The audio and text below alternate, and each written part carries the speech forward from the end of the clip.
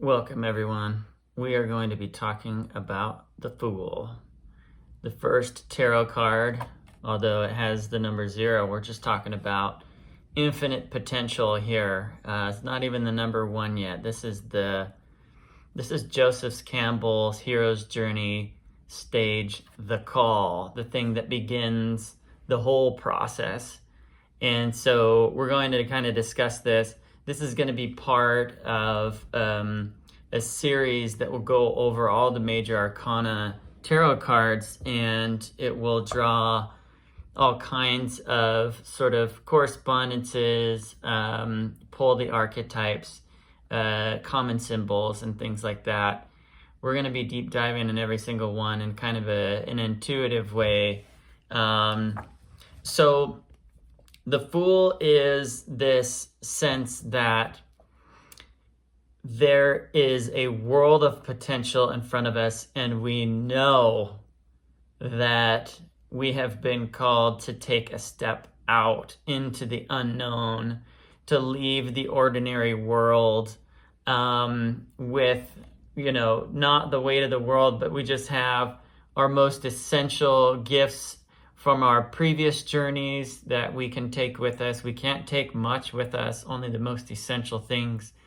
The rose in his hand, and this feeling, this sort of outward stretched arms, this feeling of freedom, this feeling, the rose would represent innocence, and the sun is like all the possibilities.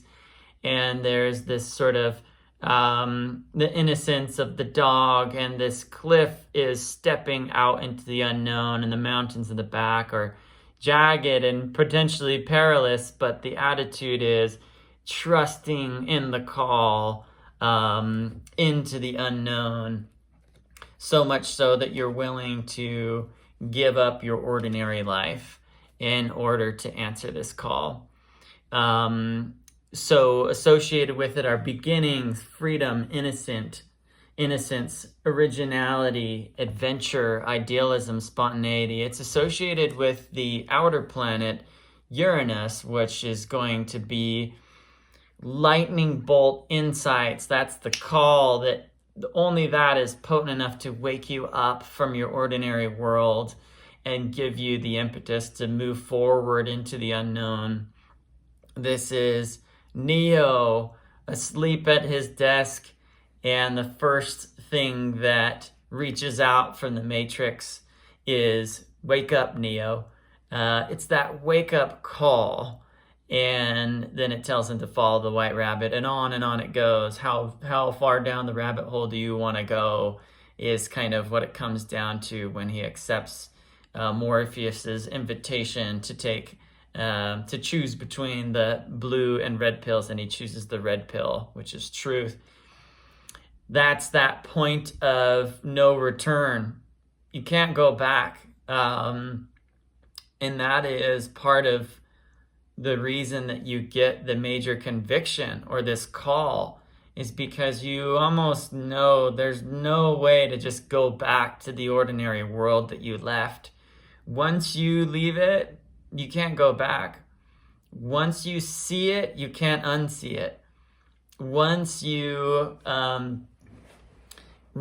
make that leap off the cliff of the unknown, you cannot go backwards. You can only come full circle. The hero's journey does always end where it began. And oftentimes it's the hero's land of nativity. This is all Joseph Campbell, this sort of hero's journey that I'm referring to, which, just as an intro, is basically comparative mythology, looking at all the different mythologies and origin stories of all the different cultures across history and across basically time and space and different continents. Were all kind of writing their mythologies, and they all had a correlation, according to Joseph Campbell, where without getting into the whole story, it all begins with a call like this one, the zero, the unlimited potential. And the tarot deck, the Major Arcana especially, also demonstrate the path of consciousness the path of evolution and progress, the stages of progress, and it begins with this call. So I wanted to also kind of read a couple of things that give us a little bit more perspective on it. This is from a simple guided tarot book by Stephanie Capone. Thank you for writing this, Stephanie. You have the fool embarks on a new journey, leaving the past behind, carrying with him only the lessons learned and a curiosity to begin again. So this is sort of new beginning, freedom, open container, encompassing everything and nothing, and sudden change is all part of this. So there is a major sense of trust here. I wanted to break into this concept with my favorite example of the call, which is The Hobbit. This is an extraordinary tale of epic proportion, and it essentially mirrors the purest archetypes in a way that is very satisfying to the soul if you've ever read The Hobbit or any of Tolkien. So Gandalf in the story of The Hobbit represents Uranus, or represents the call. And what's funny is that when Gandalf shows up at Bilbo Baggins' place at the, what do they call it? The Shire, I believe. It says, tales and adventures sprouted up all over the place wherever he went in the most extraordinary fashion. That is very much Uranus. That is very much the Fool card. And he basically gets into saying, I need somebody to share an adventure that I'm arranging. And it's very difficult to find anyone. And hobbits are creatures of habit. So Bilbo responds, I should think so. In these parts, we're quiet. We're plain quiet folk and have no use for adventures.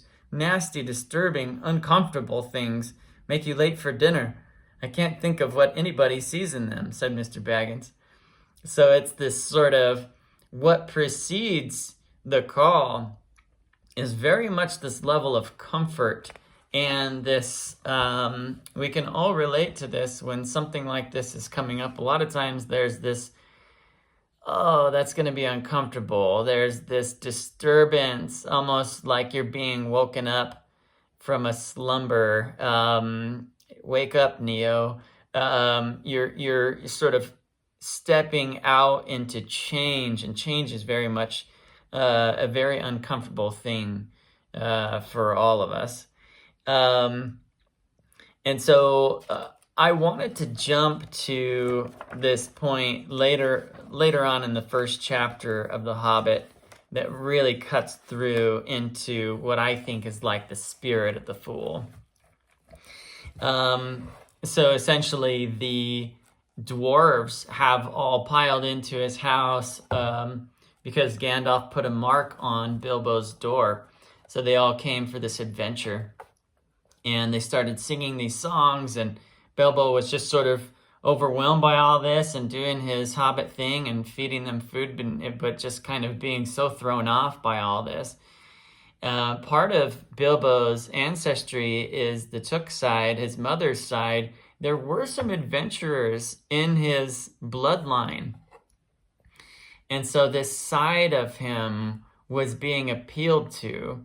And there was something that ended up ultimately getting him around to letting go of his ordinary world, of his comfortable, known surroundings. And I love this passage.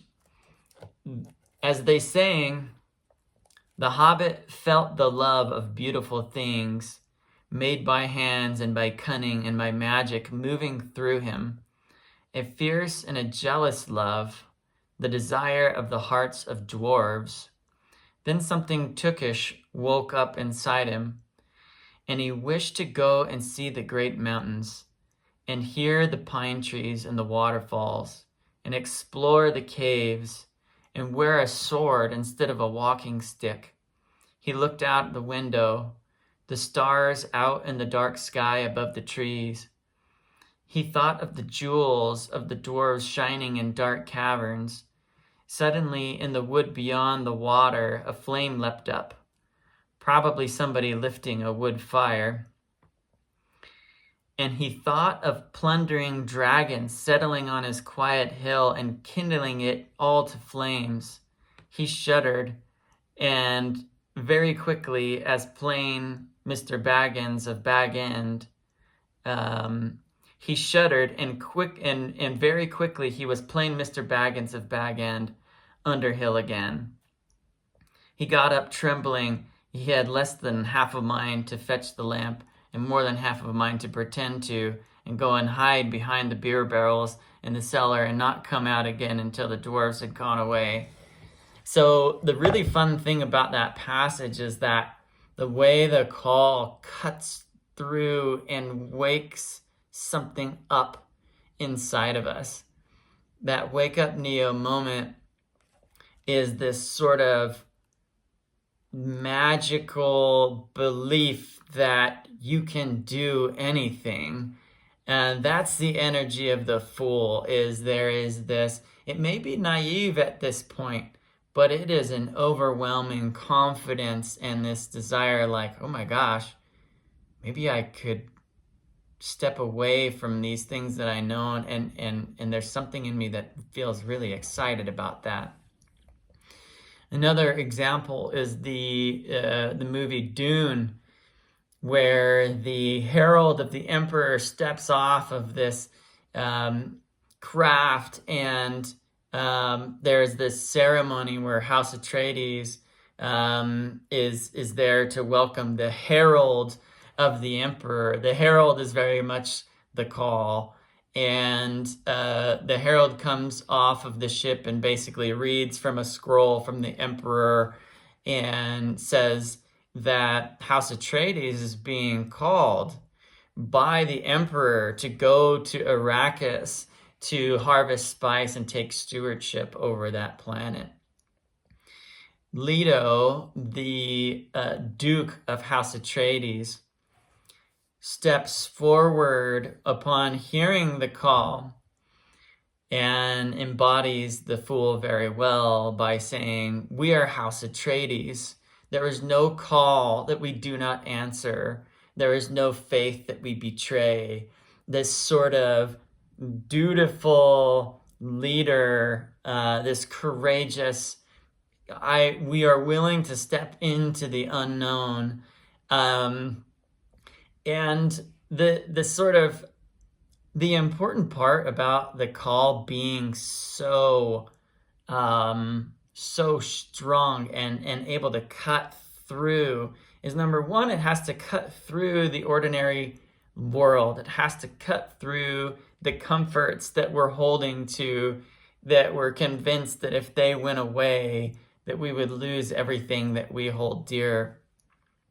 So this is like the impetus for the whole journey. And this call has to carry the hero all the way through this journey, which we'll talk about in future Major Arcana cards from the tarot deck. We'll talk about things like the hero is going to, after this call, is going to have to face a long road of trials. And there will even be an abyss where thoughts like, did I really get that call? Was I just crazy to think that I could do this? There is a part that foreshadows this in the Hobbit, and it says, then Mr. Baggins turned the handle and went in. You know, there's always this, you've got to walk through the door type energy, because if you're going to be on this journey and you think that somebody else turned the handle for you, it's going to not serve its actual purpose, and you won't have the faith and endurance and the ownership of the journey to carry you through. It said, when he turned the handle and went in, the Took side had won. He suddenly felt he could go without bed and breakfast to be thought fierce. As for little fellow bobbling on the mat, which one of the dwarves called him, it almost made him really fierce. Many a time afterwards, so on this journey, many a time afterwards, the Baggins part regretted what it did now, and he said to himself, Bilbo, you were a fool. You walked right in and put your foot in it. And this literally uses the word fool.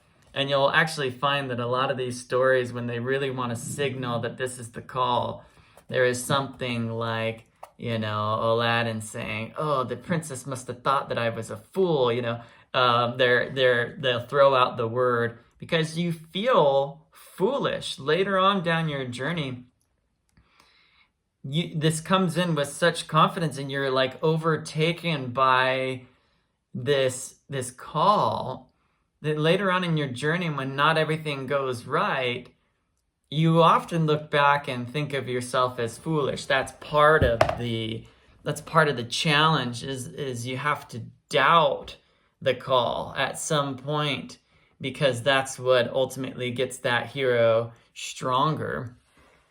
And so I wanted to read just a couple of other interesting parts that kind of point to the archetype of the fool, which is there is something in the hero that the hero wakes up to that is said by Gandalf here.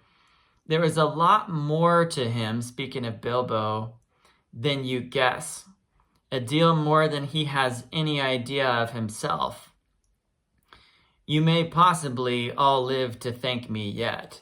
In other words, the hero is about to discover things about him or herself that he doesn't know yet.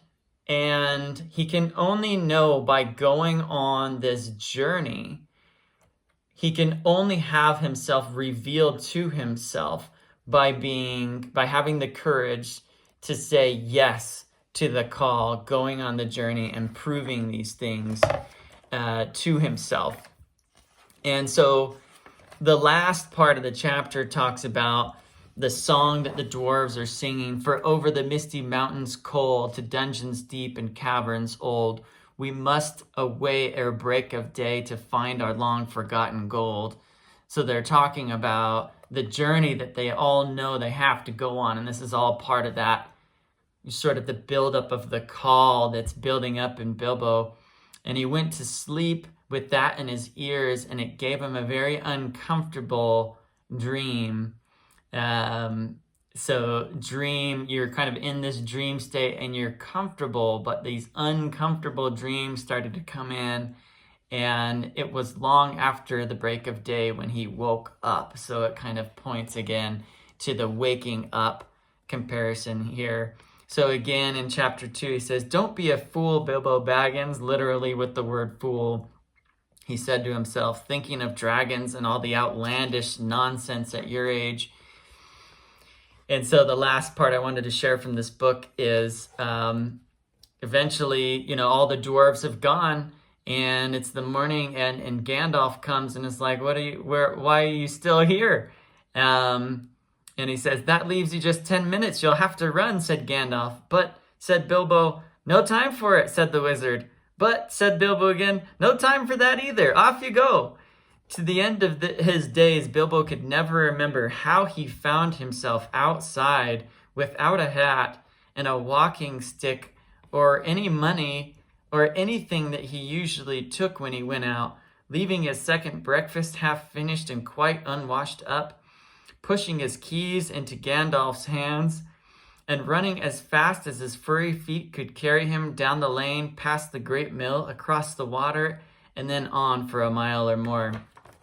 And so there he is, kind of taking on, very similar to the Fool card, looking out into the unknown adventure. But this is what sets off the whole story and allows Bilbo to find what he truly is made of, that he wouldn't have known without the adventure, and he would have never gone on the adventure without the strength of the call, without the songs of the dwarves that cut through to his heart and made him fierce. And so that fierceness was the thing that eventually allowed him to go out and do the things that he needed to do, to learn what he needed to learn, and become what he didn't know he was even capable of becoming. So that's the journey that we're all on over and over again. This isn't just one journey from life to death. We are constantly in a state of beginning new things and hearing new calls. And so I hope that you can think about in your life right now, what is the call that you have just heard, or that you heard and answered and you're on this path now? Or what is the call that is calling to you and you are comfortable right now and you don't want to wake up from the dream? Well, wake up, Neo. What are those things that you can do to hear the call? The call, the stronger it is and the more confidence it instills in you, indicates just how big the adventure in front of you is going to be and just how much you will have to change. And because if that road is really difficult, the call needs to be even more strong, because there will be a time on the journey that you doubt whether that call was real, whether you were a fool to have listened to that call and stepped off that cliff into the unknown and away from your ordinary world. So the more that we understand this process in terms of archetypes, the more that we understand that the call is part of it. Trust in the call. You can trust it because every story that you read about that harkens to these archetypes and points to the hero's journey, every time the result is the same. If you listen to the call, you become stronger and better, and you receive some major gift that you can then return back to where you began, now with that gift that you can keep forever and no one can take it away from you. That's the nature of the gifts that you receive in the hero's journey. So if you're hearing the call, trust that the way that it works out every time is that you will not regret it. It will be uncomfortable, but if you trust that call and you step out into the unknown, you'll never regret it. Thanks for listening.